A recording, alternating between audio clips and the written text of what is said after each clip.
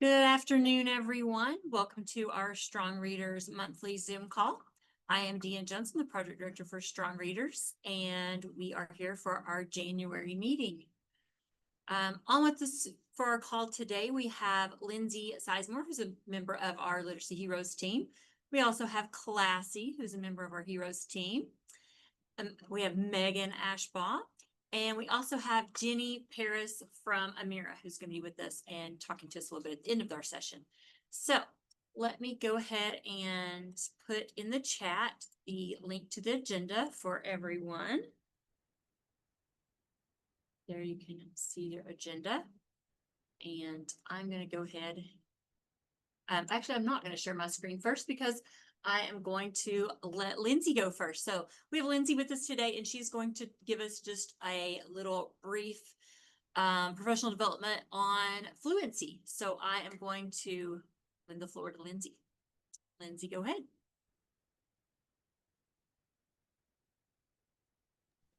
Let me unmute first. Thank you. I appreciate that, Deann.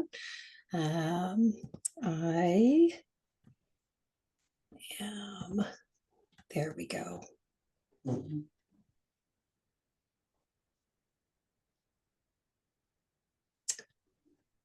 All right. Okay, can everybody see the screen that we should be on? Okay, fantastic. Welcome. My name is Lindsay Sizemore, and I am part of the Heroes Literacy team. We might show up at your site to help elevate reading outcomes for every kiddo that you have there. This is how we do it. I am sure that you will get this same message each month as a Heroes team member visits and give some type of brief overview on a literacy topic. Ultimately, our whole job is to build sustainable systems around literacy. And as the Heroes team, we go in and we support every facet of that system that you have. And so please feel free to reach out if you need anything. We are everywhere. And would be most appreciative of having a conversation with you. So we're going to start with a super quick warm up, just in your mind. As I go through and read each one of these, I want you to either agree or disagree, true or false. So number one, fluency is the bridge to comprehension. Do you believe that? Yes or no? True or false? Number two, decoding accurately is the number one prerequisite to fluency. True or false? Number three, fluency is the ability to read quickly. True or false? Fluency is the ability to read quickly. And finally, the more you know about a word, the faster you can read it. True or false? The more you know about a word, the faster you can read it. So as we go through these next few slides, I don't have a whole lot as I'm just providing an overview. I want you to find the answer to these questions. And then at the end, we'll pop them back up again and revisit. And if you have any questions, please pop them in the chat as we go.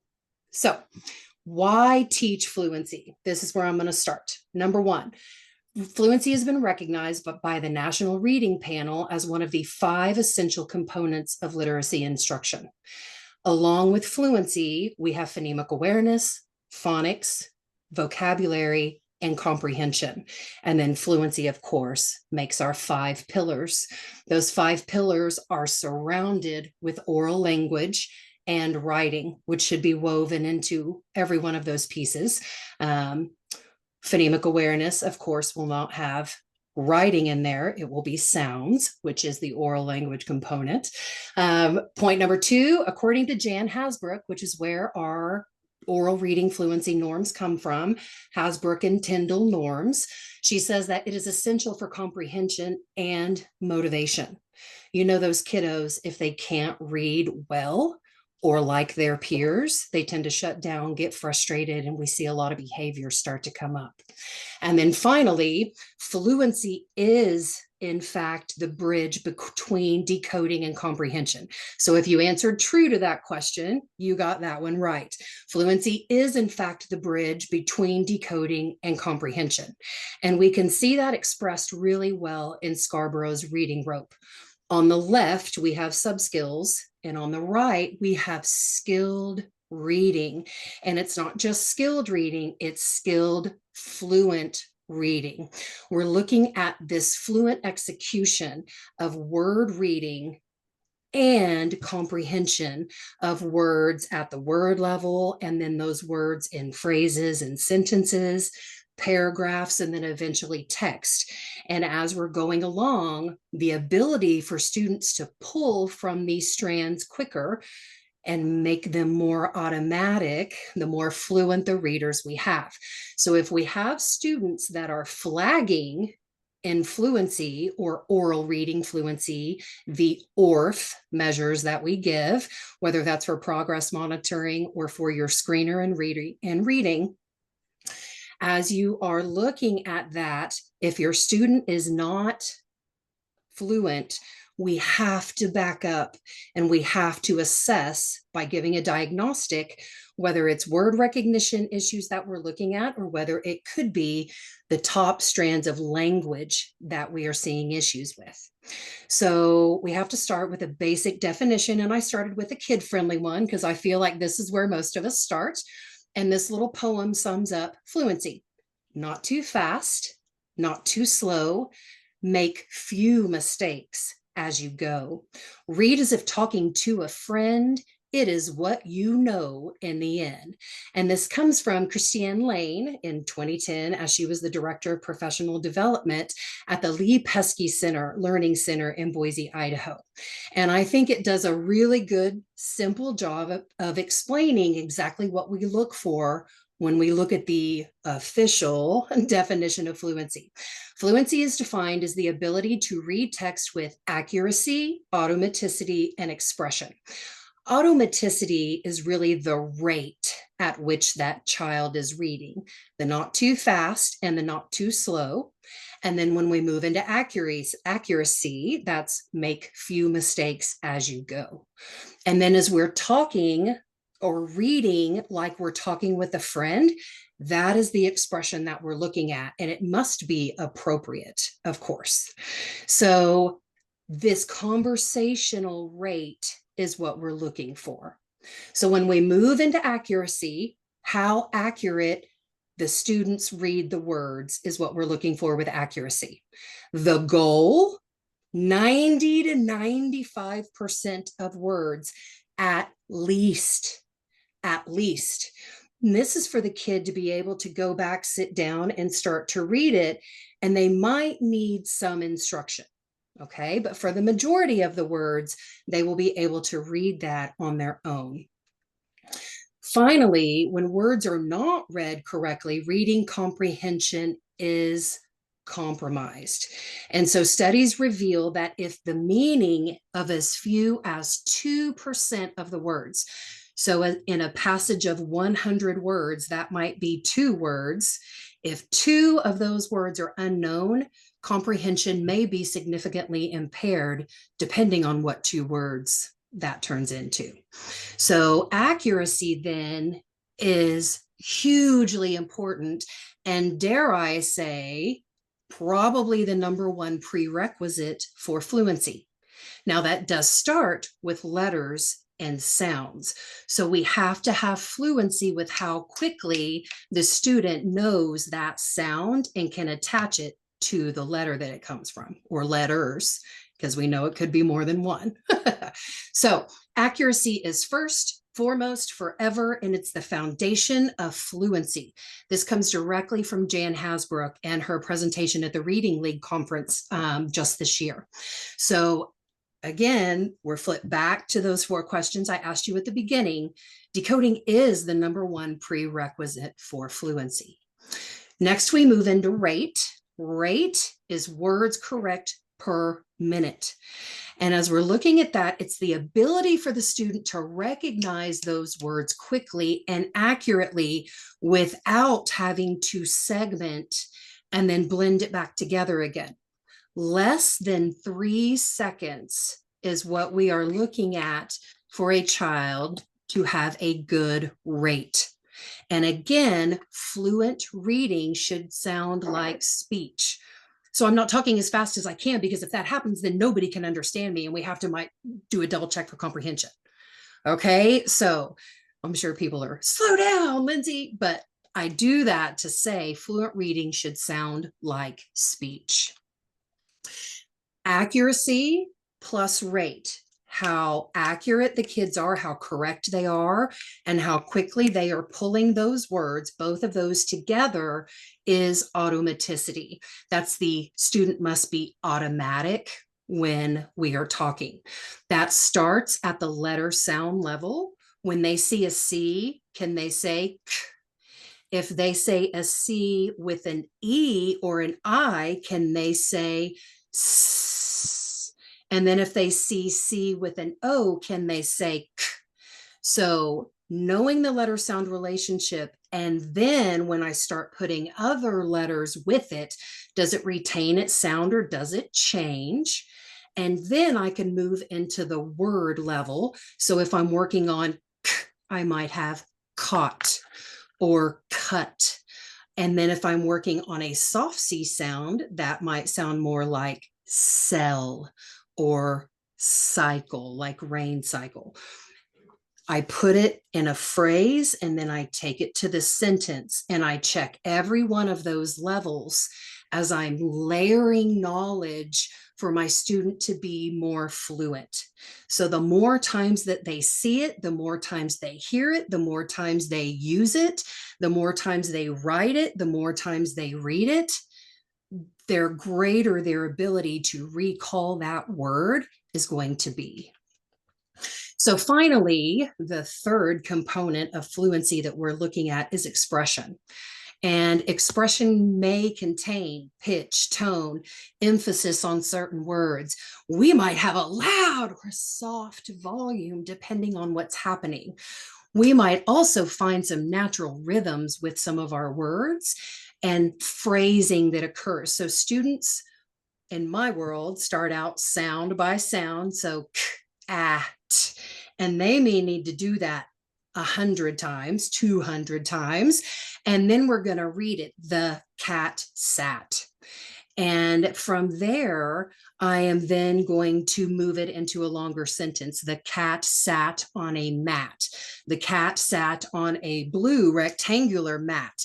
So we can expand those sentences, which is a great way to start addressing syntax and other language comprehension components.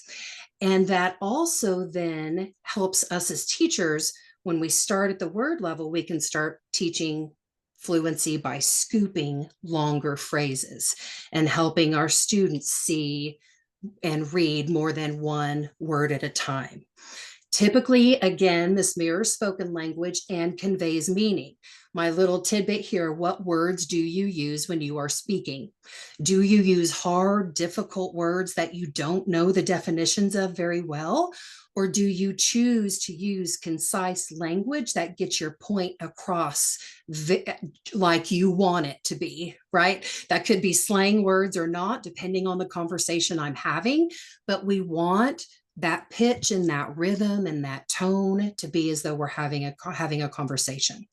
Finally, expression is primarily an outcome. Does the student understand what is happening in the sentence? We are going to hear that show up in their expression as they're reading. That's all the time when we hear teachers say, does the voice go up when it's a question mark at the end? Like that, okay? And it's primarily an outcome rather than contributing to comprehension. There is this amazing rate and accuracy oral reading fluency decision tree. I wanted to be sure I read it correctly. This comes from Next Steps in Literacy Instruction, Dr. Susan Smart and Dr. Deb Glazer. This is available online in many different places if you are searching for it. Finally, here's your answers. So fluency is the bridge to comprehension. Absolutely it is. The quicker that we can read those words, the more cognitive desk space or brain space is cleared up for those deeper level skills of comprehension. Decoding accurately is the number one prerequisite to fluency.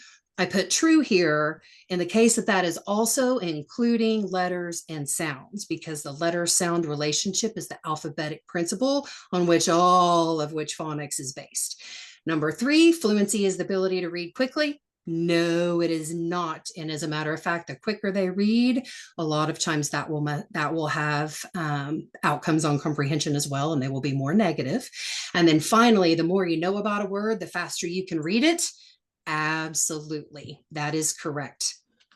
That is the end. That is all I have to share. So if you have any questions or thoughts or comments, feel free to post them in the chat, and I will go through and look at those and or address any of them if I see them. Thank you for your time today and my quick 10-minute overview of fluency. That will probably be the fastest I will ever be. Thank you, Lindsay. And if anyone has any questions for Lindsay, you can drop those in and we will get to those in a minute. Let me share my screen now. Okay, so I just want to go in and talk a little bit about mid-year assessments. So you can do your mid-year assessments in December or January. So we do still have some schools doing mid-year assessments right now. So just a couple quick reminders about the mid-year assessments. Make sure that you are consulting the guidance for your screener. You can find those listed on our Strong Readers for Schools page. I have that linked here, and I did just drop the link to the agenda into the chat a few seconds ago. So that should be there for you if you need to find the agenda. Remember that if a student was previously at or above the 40th percentile at the beginning of the year, but now at mid-year they drop below the 40th percentile rank, then you will need to add them to a slip. And I have linked the slip on our agenda as well, so that you can find the document for the slip. And likewise, if the student had not met the 60th percentile rank at the beginning of the year, but now they are meeting the 60th percentile rank, you need to send the notice of proficiency, and I have that linked.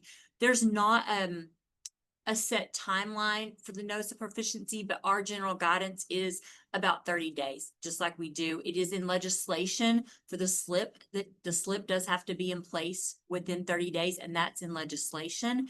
But for the notice of proficiency, that's not designated in legislation, but our general guidance would be stick to about the same, around 30 days for notice and for sending the notice of proficiency to parents.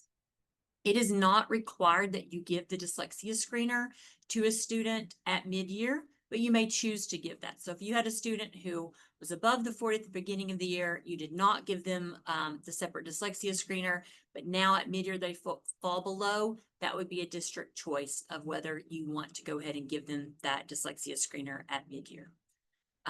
Not required, but you definitely can make that choice if you think you need to.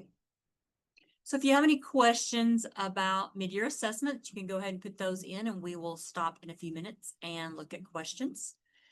The next thing on our agenda is the 10% spending requirement for our Science of Reading professional development. It has been in legislation for, it's either 3 or 4 years now, that schools that receive at least $2,500 of Strong Readers funds must spend 10% of their funds on Science of Reading professional development from an approved vendor. So I have linked our approved list of PD, and we have added to that over the years. We added quite a few this last year. So you do have some to choose from. The expenses that can contribute towards your 10% requirement include registration for the above linked PD. You can also include your travel. If you need to pay substitutes while your teachers are attending these travel, the substitute pay can contribute. Related materials, for example, if you're having to buy like a teacher's manual for something that you're going to for some of the training, you can include that cost. And if your teachers are completing the training outside of contract hours, you can give them a stipend for completing that training outside of contract hours, and that also can contribute toward your 10% requirement. The guidance around the stipends is that it should be equivalent to what you would pay a sub if they were doing it during school. So for example, if your certified subs get paid $150 a day and you have someone completing a training on a Saturday that takes them about the same time as a school day, then you would pay them $150. If it's something that they're doing on their own and it takes many more hours, you could figure that what it would cost you to pay a sub for about that many hours. And you can give them a stipend to roughly the equivalent of that. The next thing that is really important is that these expenses must be coded with program code 439. So we developed that code the previous school year, last school year, and we have sent that out every way that I know to get that information out. We've had it on this call, we've had it on our newsletters, we've put it in the admin newsletters before, and I am currently working with expenditure data from last school year, and we do not have very many schools who use program code 439 for any of their expenses. And so what's going to happen is when we run our report and we're seeing who met their 10% requirement, even if you went to some of these trainings, but you didn't code them with program code 439, it's going to show that you didn't meet your 10% threshold. So make sure that whoever is your financial officer at your school knows about this checklist. I've linked it here, and make sure that they know for this 10% requirement, they need to use program code 439. So we want to make sure that we get that word to the people who are actually doing the coding at your school for your expenses, so that when we are running our report, it will show that you've met your requirement. If you have any questions, now's the time to drop them in the chat. Deann, there is one Yes. question in the chat Okay. that is asking if students that move in to a brick and mortar school from a virtual school, if they are held to the strong readers laws, are they required to send testing and benchmark information to these sites as well? So the question is not, are the students having to do the testing? The question is, are the virtual schools having to send? Are they held to the same strong readers law that our brick and mortar schools are? Yes, yes. Our virtual charter schools are held to the same laws. Now, private schools are not. So if they're coming in from a private school, that would be different. But our virtual schools that are virtual charter schools or virtual schools, yes, they are held to the same laws. So they should have that information for them. Okay. Anything else? You get over to the chat. Let's see. That's really, so there's a question about the approved PD list that I wasn't sure if you wanted to take the time to answer now. They're just saying that some of the PDs on the approved Science of Reading PD list are not included on the vendor website. So they were wondering if there was going to be a time frame that we might look at updating those or ensuring that they're accurate. Okay, there's several things listed in Airtable not included on the vendor website. And I know where the Airtable is, and I know how that's updated. I'm not for sure what the vendor website they're referring to is. So if they could maybe drop more information about that in the chat, about what vendor website they're looking at. Because as far as I know, we're only putting that information on that Airtable. So if they're on that Airtable, they are considered an approved PD and you can use them. And the reason I say just vendor is because there are some, like for example, the Reading League, that we had approved the Reading League and we had, 3 or 4 of their reading things on there. And then they had additional literacy things and we would go ahead and just approve them too. So that's why I say approved vendor, because if we've approved one of their reading things, most likely their other ones would be approved too. Now we have updated that since the Reading League sent us some information on some more of theirs and we've tried to update that. But there's not a separate site that just has our approved vendors. So go off of the Airtable. But Paula, if you could send me what you're talking about there, I'll try to look into that. And then can you see the one right above Paula? If the policy is a daily rate for a stipend for PD is $100, is she still only allowed to pay that amount for a sub? Do you see that one from Lisa Fulton? I do not see that one. Okay. So say that again. It says, so if our policy, and I'm assuming district policy, is a daily rate for stipends for PD, it's $100. Am I still only allowed to pay the amount of a sub? Is that correct? So is their sub pay is $100 a day. So they're saying, can we only pay $100 a day for our stipend? Yes, that is the general guidance, is that it is to be equivalent to the amount that you would pay a sub. Because they're saying if this teacher was doing it during school, you would be paying the sub this amount. So instead you're having the teacher do maybe an online thing at night, and you're saving your school the sub money. So you're giving the sub money to the teacher. So yes, that is why it should be the equivalent of what you would pay a sub. Now, some of the online things also have a range. You know, if you're doing something that says it's 5 to 10 hours, you know what I'm saying? Sometimes there's a range in how many hours, and you may not be able to know exactly how many hours they're spending. So I think it would be acceptable to pay them what that vendor says the max for their course is. If they say it takes 8 to 12 hours and you're paying them what a sub would be for 12 hours, that would be acceptable. So, let's see, anything else?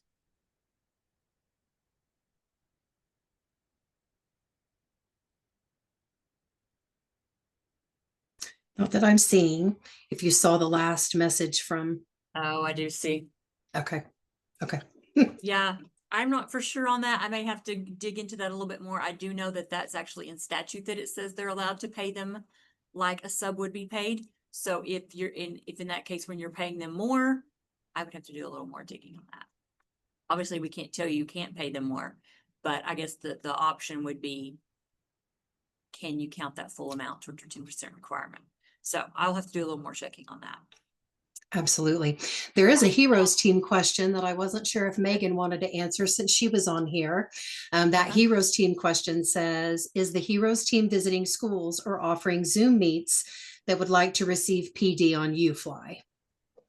So as far as specifically offering professional development over UFly, that's no. I will say our heroes team are very knowledgeable about UFly and happy to answer questions.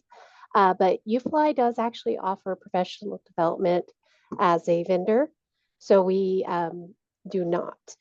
However, please reach out with any questions. We are happy to offer any clarifying answers we can and help support your school. Thank you, Megan. I wanted the official to answer that one. At this point, Deann, I think we're turning it back over to you. Okay, coming back to me. Let me go back to sharing my screen because I was going to just pull up. There was a few more questions about the approved literacy professional development. And so I'm just going to pull it up. And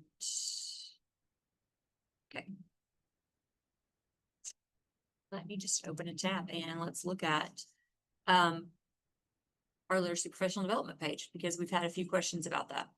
So if you're on the Strong Readers page, you go to literacy professional development, and it takes a few seconds for this Airtable to populate, but this is the Airtable. And so here's the vendors, and this is the actual program. And then if you scroll across, you can see some more of their information on the Airtable.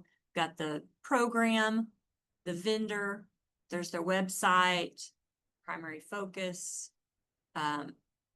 Some of these do not have all of them filled in, but the options for if they're virtual or live, estimated time length, and endorsements. So we do have some information on these, but it does have, someone said that they didn't see the name of the programs, but this is the course name, is this program. So for example, if I'm looking at, Hand to Mind, this is all of their courses that we have approved. And you'll see IMS has multiple, lots of these have multiple different courses that are approved. So Payne has multiple, Sterling has a whole bunch, Reading Link has a lot. So this is the Airtable that I'm talking about. When I'm saying approved professional development and these approved vendors, here they are, all laid out for you right here. So we have now 148 of them. So we have added quite a few. Okay. And now I want to go into just some professional development opportunities. If you were in letters cohort 5, and that was kind of paused for a little bit because we had a contract that had to be renewed, that has started back up, and the sessions will be offered this spring. So for people who did volume 1 last year and you were kind of on hold trying to get volume 2 accomplished, you could still go in and do your modules, but we hadn't been having any of the live facilitated sessions. Those should be starting back really soon. And those dates should be, dates and signups should start being posted hopefully later this week. And there's the link right there to that. So if you were in cohort 5 and you kind of feel like you've been on pause for a little while, it should be starting back up soon. Next training opportunities are OK MTSS Winter Conference, and that will be in Owasso on January 22nd and 23rd. I and many of our team will be there. And so they have not closed registration for that. You can still register.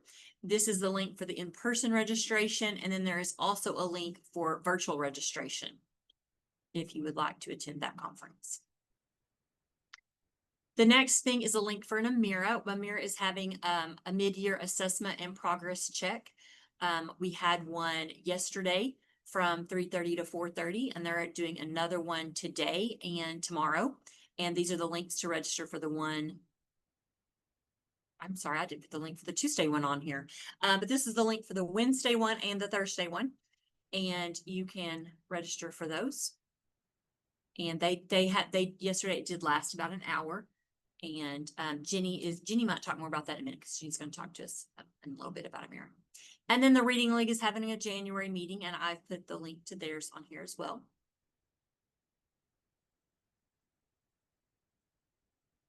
And while I'm on here, before I turn it over to Jenny, I want to just talk a second about Amira. So we do have, just for everyone's information, we do have a statewide contract with Amira that we've had for the last school year and this school year. And this school year, it was extended to include K through 8. So the state is paying for the Amira assessment for any school that is interested for kindergarten through 8th grade for the assessment. And then for kindergarten through 5th grade, you can also get the Amira tutor as well. This is the link that you can click to enroll your district if you would like to enroll in getting onto our statewide contract, so that we would pay for your screener and the tutor as well for K through 5. So this is the link to that. And then I'm going to stop sharing my screen and introduce Jenny Paris. Jenny Paris is from the Amira Learning Corporation, and she's going to talk to us about Amira and give us so Jenny. Yes, hello everyone. Happy Tuesday. I'm a customer success manager with Amira Learning across our great state of Oklahoma. I'm going to share with you just those of you who are using Amira for your universal screening and dyslexia screening. I'm going to share some guidance around the middle of the year assessment. First and foremost, I want to share with you a admin MOY benchmark guide. Let me grab the link real quick. I'm going to throw this into the chat so you'll have this PDF. There we go. And if you're accessing this document, the first page is really going to give you lots of guidance around setting up your MOY benchmark.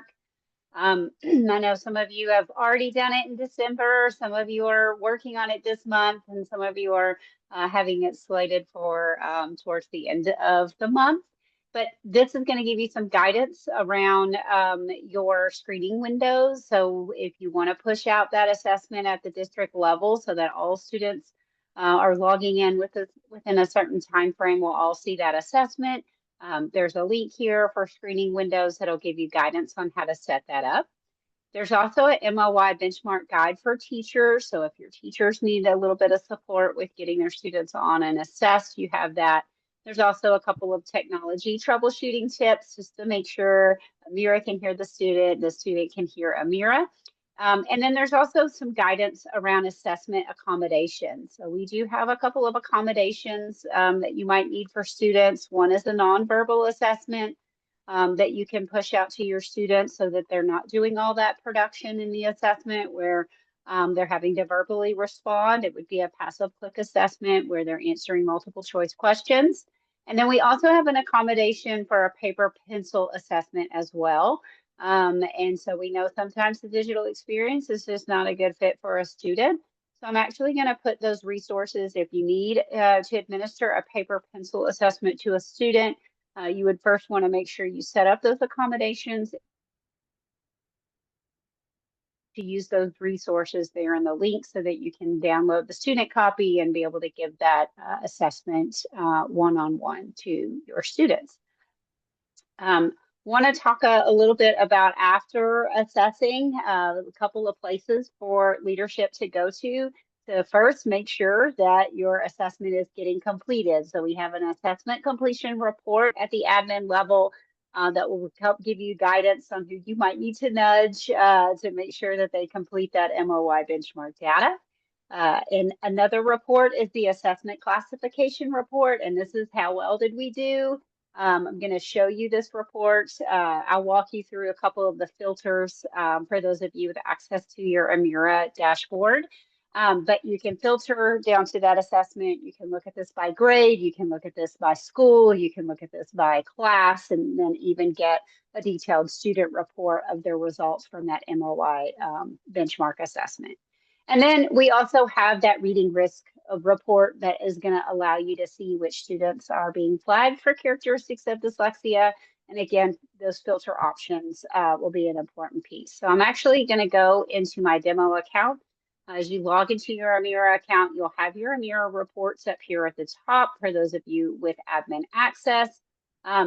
Assessment completion is just who's taken the assessment and who has not, right? I want you to be mindful of the little filter that's in the top left-hand corner of all of your admin reports. This allows you to filter down to exactly the data that you want to see. So first and foremost, you'll want to make sure you choose the language. We know that some students are taking the assessment in Spanish as well as English. So you'll want to select the language that you're looking for. Test type is going to be that benchmark assessment, and then your testing window, you'll want to toggle to which benchmark. So if you're looking at BOI, you'll also have a tab here for MOI benchmark as well. And this is actually just going to show you who's completed the assessment, who might be still under review, or which students are still in progress, and who has not started yet. Up at the top, you do have some other filtering options. So if you wanted to look at this data by grade level, you can look at this data by school. And then again, you can even click on student to get a detailed list of all the students within your district and their assessment completion. The second report that I want to highlight is the assessment classification. This is how well did we do on that assessment. Again, when you pull up this report, you do want to make sure you go over to the filter options. This allows you to select which assessment data you're looking at. Again, selecting the language, selecting what type of test, and then of course, what testing window do you want to look at. And we do follow those strong readers performance scale. So you can see that here. You can even have the little question mark here. If you hover over it, it'll tell you what those percentile ranks are, or those percentile ranges are for each one of those performance scale levels. So you can kind of see how your students are performed on that MOI. And again, you can filter this by grade. You can filter this by school. You can drill down to the class level, or you could even get a detailed report of all of your students with their scores, percentile ranks, classification, when they took the assessment, and if you did any modifications. So you put those, maybe you have a student that did a nonverbal assessment, you're going to see those modifications here on the far end. And then if you're down to that student level, just know that this little purple arrow in the top right-hand corner will allow you to export that into a CSV file or an Excel document if you need to manipulate the data even further. Last report I want to show is the reading risk. This is that dyslexia screening information. When you first pull up this report, it's going to show, of course, your whole district. Again, filter options to make sure you're looking at the correct assessment data. and having those options to change grade, school, class, and down to the student level. It will show students in 3 different buckets. One, they're either low risk or they're at risk with weaker signals, or at risk with stronger signals. And according to Strong Readers, it's those students in yellow and red that will be your students flagged for those characteristics of dyslexia. All right, couple of additional documents that I want to also provide for you. Again, some districts are pushing out those screening windows. And so we have a little 1-pager that you can give to your teachers for those districts that are assigning the assessment at the district level. And then we also have a 1-pager of benchmark tips that you can give your teachers if it's teacher assigned, right? If a teacher at the district is not putting a screening window on, and then that means the teachers have to go in and manually go into their account and push out those assessments to their students, this 1-pager is going to give them the guidance to do that. So I'm going to put those 2 links in there. And then a couple of more, I know Deann talked about this. We do have webinars happening this week. And those registration links, I'm going to actually put those in the chat box for you as well. And we do have one today at 3:30, tomorrow, and again on Thursday. As long as you register for it, you will get a recording. And then I also want to highlight what you see down there in purple, because we do have some admin level webinars that are going to be presented on February 9th and 10th. One's at 10 a.m. and one is at 2 p.m. Again, at least register for it so you know for sure you can get a recording for those. We're really going to be diving into the admin side and honing in on what your classroom, grade level, and school trends look like. Last but not least, we are having another reading challenge. If you were a part of our fall challenge, or the football challenge that we did on student usage, we're doing another one, and it is Olympic themed, since we know the Winter Olympics are upon us. So we're going to play along with this theme. Again, what our main goal here, just like the last challenge, is to make sure that your students are using with fidelity 30 minutes a week into that reading tutor so that they have that personalized tutoring experience on a weekly basis. So we'll be sending some documentation out that you can share with your teachers. Basically, each week they're going to submit their usage in their classrooms to earn a ticket. Every time they earn a ticket, they get into an entry for a $100 Amazon gift card. And if their classroom has 4 to 5 weeks of tickets, they're also going to get their own $25 Amazon gift card for a class party, so they can celebrate those gold winners in their classrooms. And then if a classroom gets all 5 qualifying weeks of getting students, at least 80% of their students with 30+ minutes a week, they're going to be put in for a drawing for a reading Olympic Games party for their entire campus. We are on our way this month out to Hayworth Elementary and Dewey Elementary, because there are 2 campus winners for our Amira Reading Football Challenge that we did this fall. So we're doing a big tailgate party. And so we could be coming out to your campus to do Olympic Games with all of your students. So be on the lookout. We'll share out this document later this week. And that is all I have, Deann. I'm going to turn it back over to you.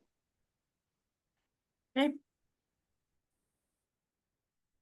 I had a question in the chat about the 10% spending requirement and what time does it have to be spent. And we did realize that's a little odd because of the way our Jenny, could you quit sharing your screen? Oh, you did. Never mind, I see you. Okay, we do have, that is a little bit odd because of the way you get your money in like December normally. So your money does have to be spent by July of the next year. But people are allowed to have carryover. So if you have carryover going into the year and you want to spend that, say in your August PD, that would still count towards the current school year. So if I had money left from last school year and I want to spend it in August and towards PD, that amount would count for this current school year's 10% requirement. the problem with that is I understand that you don't know how much you're gonna get. So budgeting to spend 10% of a money that you don't know what is, that is a challenge. So the only thing you can do is to kind of look at how much you received last year and kind of budget accordingly to that. But I do know that that changes year to year, depending on numbers and depending on our funding amount. So that's my best advice. Is kind of look at last year and kind of plan accordingly, but you may also have to kind of plan some additional things in the spring after you know what your money is, know how much you're getting, and kind of plan for that to make up the difference there. So that's the best answer I have for that. Let's go back. I think the only thing left on the agenda was our next meeting. And so that is already posted on our website for next year. I'm sorry, for next month. So you can go on our website and find our next meeting. Also, let me go back and share my screen because I did want to. Just a second.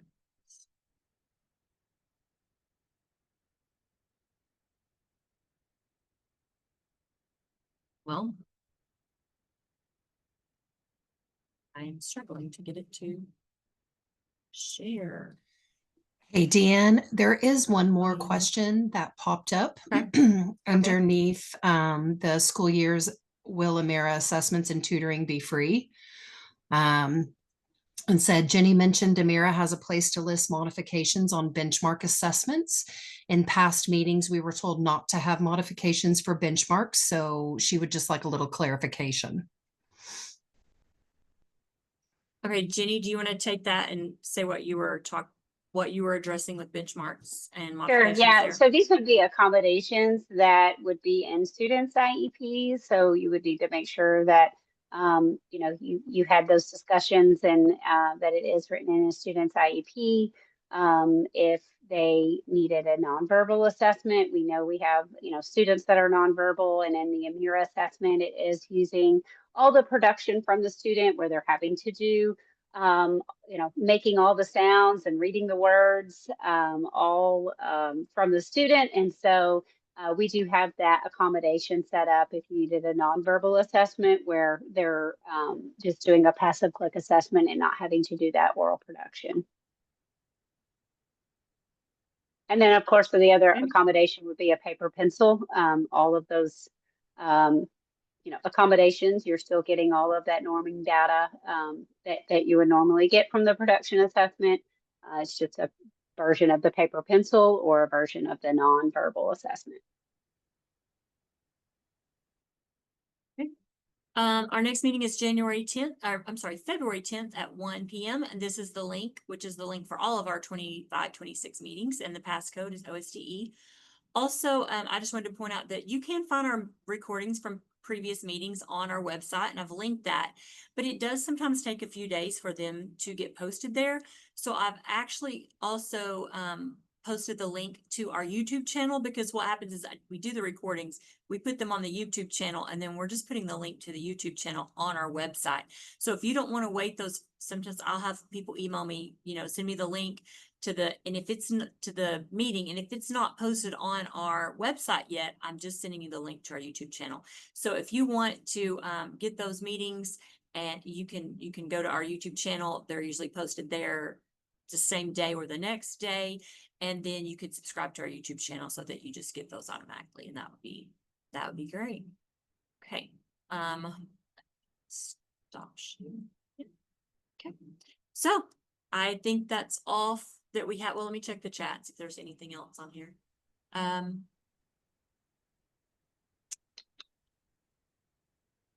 Informational meetings about the legislative changes. So that we are, obviously the bills have just been filed.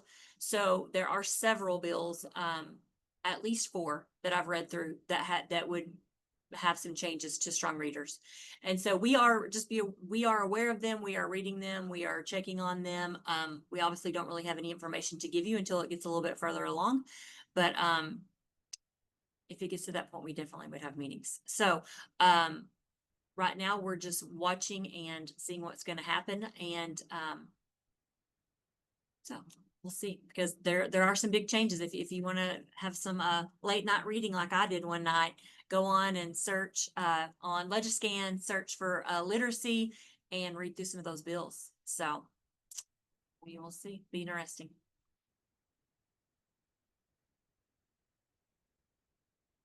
Okay. All right. Thank you, everybody. And we hope you have a great month. And we will see you here next month again. Bye.